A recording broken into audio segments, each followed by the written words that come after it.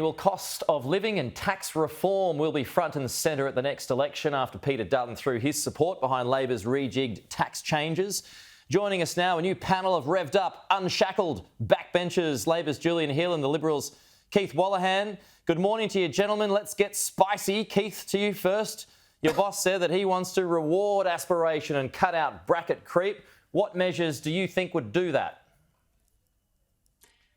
Exactly. So I think the most important thing to note is that tax reform is in the coalition's DNA, but we will always do that in a very deliberative and proper way. We're not going to respond to Julian Hill saying put up or shut up on a tweet with tax policy. And I think that's one of the problems we've got here. The Labor Party has focused on the Dunkley by-election on the 2nd of March, and that's what has driven this change, rather than actually do considered proper work. So we will present a proper policy to the election that will address the creeping tax that is bracket creep. Everyone's affected by it. Well, I mean, give me 1 point. Give me one thing you like, though. You're going to have to change the tax brackets. Do you want to lower the top tax rate?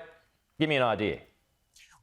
Well, this is the problem. And you're doing your job, Peter. You know, you're trying to extract a particular policy that then we're stuck to, and then we won't actually deviate left or right from that. We're going to do our homework. We don't have all of the resources that the government has. We're going to use the Parliamentary Budget Office. We're going to make sure that we put a proper costed policy to the Australian people. We're not going to do this just focusing on a by-election. OK.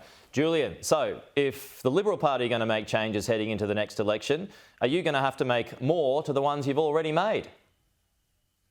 Well, we're focused on getting Labor's tax cuts through the Parliament, delivering a tax cut to every Australian taxpayer. That's all 13.6 million, not just a select few. It's a simple proposition, and it is time for the Liberal Party to decide, are they going to vote for this or are they not? We've had over the last 2 weeks an utterly incoherent, incomprehensible, nonsensical response. Now, I didn't want to misquote people. I've got a piece of paper here. We had the Shadow Treasurer saying, of course, we're going to try and stop it. A move away from the Stage 3 tax cuts would not be something we can support. It was Marxism, yet by the afternoon he said he might vote for them. We had Susan Ley, the Deputy Leader, saying we'll fight this legislation in both Houses of Parliament. That's our position. We're going to roll it back. That's our position. Matt Canavan, I don't support the government's changes. Peter Dutton actually said he was going to call an election on something that he now says he's going to vote for. I mean, you need the sort of Hitchhiker's Guide to the Galaxy Babel fish in your ear to understand what this incomprehensible nonsense is.